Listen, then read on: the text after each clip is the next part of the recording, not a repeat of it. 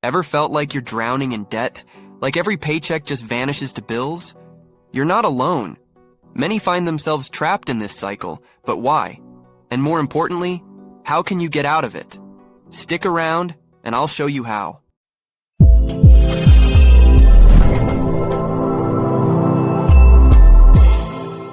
Hi, and welcome back to Money Matters, your trusted, all-inclusive channel for making finance easy and covering everything you should know about making your money work for you. Why? Simple, because your school doesn't and won't. Today, we'll talk about that dreaded word that keeps many of us up at night. Debt. Have you ever wondered why so many people struggle with it? From societal pressures to unexpected life events, there are numerous factors that can lead us into the debt trap. But here's the good news. With the right strategies, you can not only manage your debt, but conquer it. So, if you don't want to get caught in that trap, or if you're looking for a way out, you're in the right place. Let's dive deep into mind-blowing strategies that can help you navigate debt like a true financial pro. The debt dilemma. Debt. It's a word that can evoke a range of emotions. For some, it's a tool, a means to an end. For others, it's a heavy burden, a constant source of stress. But what exactly is debt? At its core, debt is money borrowed that needs to be repaid, usually with interest. It can help you achieve goals faster, like buying a home or starting a business. But if not managed properly, it can spiral out of control, leading to financial hardships. Think of it as a double-edged sword. It can work for you or against you. The key is understanding its nature and using it wisely. Now, while debt can be a useful tool, why do so many find themselves overwhelmed by it? Let's delve into the reasons behind this common struggle. Why so many struggle? It's a harsh reality, but countless individuals find themselves drowning in debt. Why? Well, a combination of factors is at play. For starters, many lack financial education. Schools teach algebra but often skip over basic money management. Add to that the allure of instant gratification, where credit cards make it all too easy to spend money we don't have. Then there's the societal pressure to keep up with the Joneses, leading many to live beyond their means. And let's not forget unexpected life events, like medical emergencies or job losses, which can throw anyone's finances off track. But that's not even all of it. Ever heard of inflation? Yeah, that's basically burning your money's worth. Think of it like this. 20 years ago, a Big Mac cost a couple of cents, now it's like 20 bucks or so. And did the Big Mac change? Well, I'm not a McDonald's pro, but I don't think they changed anything but maybe the sauce. Sucks, right?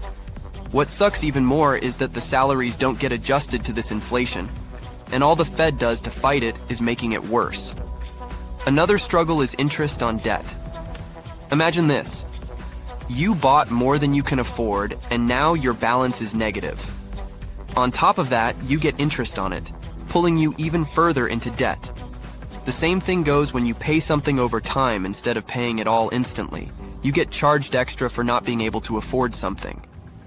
While for some, it might be a motivation to save more and only purchase things they can not only afford, but also by paying in full, it's just a completely deadly system towards low earners, whose salaries simply can't keep up with inflation. So, summed up, debt can be a pretty bad and vicious trap. Think for a moment. Have you ever been in debt? Maybe you are in debt, and that's why you clicked on this video. If that's the case, just keep watching. I'm not going to make you face your problems without a guide out. But before that, we should take a look at good debt versus bad debt. You've probably heard the terms good debt and bad debt. But what do they really mean? At its core, good debt is seen as an investment that will grow in value or generate long-term income. Think mortgages for properties that you rent out or use for Airbnb. On the other hand, bad debt is something that doesn't increase in value or generate income, like credit card debt from a shopping spree. Now, let's talk about student loans. Traditionally, they've been labeled as good debt because education is an investment in your future. But here's the honest truth. For many, student loans can become a financial burden. Rising education costs and interest rates mean some people struggle to pay off their loans even if they have a degree. So, while student loans can be beneficial, they can also be a challenge if not managed properly. Remember, the key with any debt is understanding the terms and having a clear plan for repayment. Okay, now, as promised, let's look at the guide out, starting with the snowball versus avalanche methods. When it comes to paying off debt, there isn't a one-size-fits-all approach. Two of the most popular strategies are the snowball and avalanche methods. But what are they, and which one is right for you? The snowball method focuses on paying off the smallest debts first, regardless of interest rates. The idea is that by clearing smaller debts quickly, you'll gain momentum and motivation to tackle larger ones. Imagine rolling a snowball down a hill. It starts small but grows larger as it picks up more snow. On the other hand, the avalanche method prioritizes paying off debts with the highest interest rates first. This can save you more money in the long run, since you're tackling the most costly debts up front. Think of it as an avalanche. Once it starts, it's unstoppable and takes everything in its path with it. Both methods have their merits. The snowball method can provide quick wins and a psychological boost, while the avalanche method is mathematically more efficient. Take a moment to reflect. Which method resonates more with you? Do you prefer the motivation of quick wins or the mathematical efficiency of tackling high interest rates first? As we continue our journey, we'll delve into the benefits of consolidation and refinancing. It's another tool in your arsenal to navigate the world of debt effectively. Consolidation and refinancing. Navigating the maze of debts can be overwhelming, especially when juggling multiple payments, interest rates, and due dates.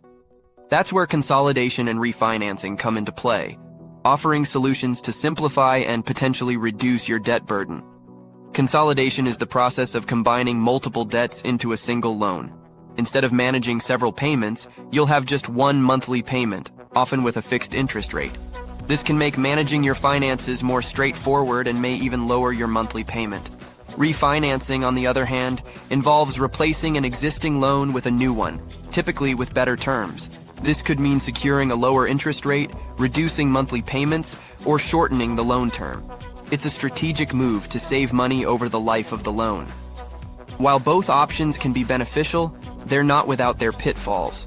It's essential to read the fine print, understand fees, and ensure that the new terms genuinely benefit you in the long run. Reflect on this.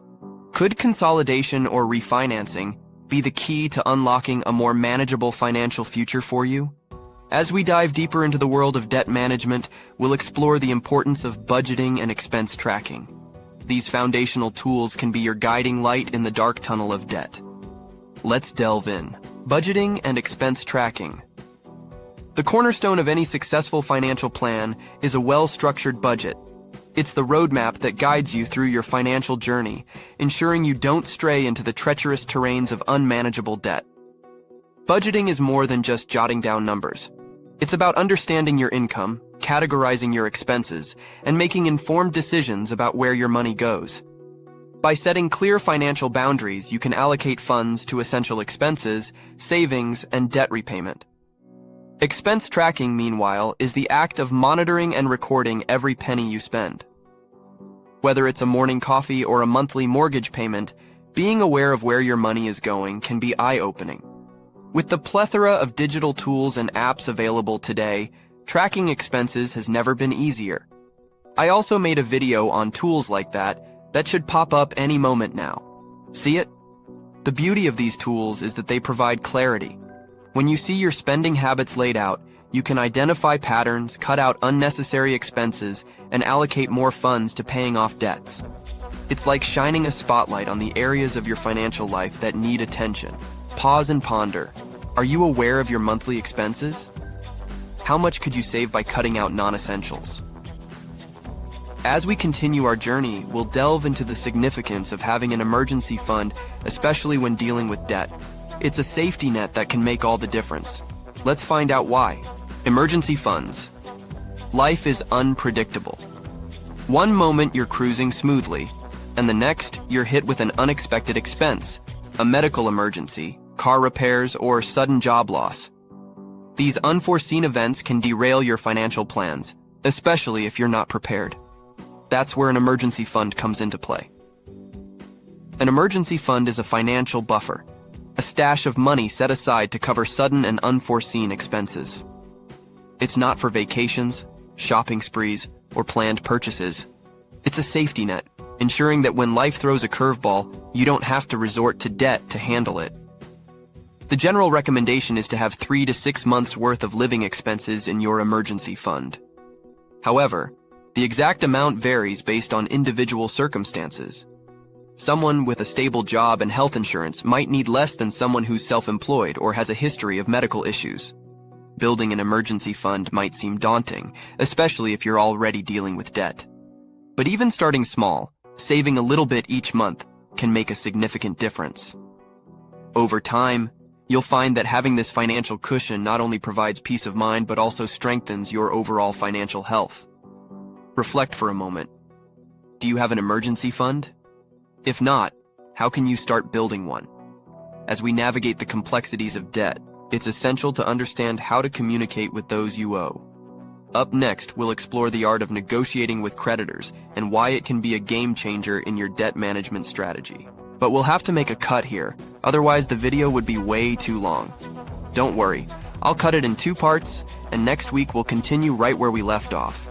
We'll show you some common debt traps, and more importantly, how to stay out of them.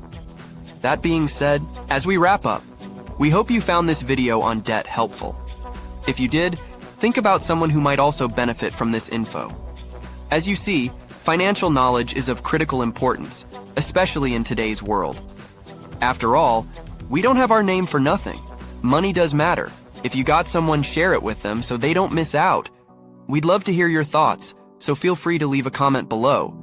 If there's any topics you'd like to know more about, be sure to drop them in the comments as well. Your feedback helps us create content that serves your needs. Don't forget to like, comment, and subscribe to stay updated with all our latest videos. We have a lot more informative and exciting content planned for you. And that's all for today. Thank you for watching and investing your time with us. We hope to see you again next week here at Money Matters.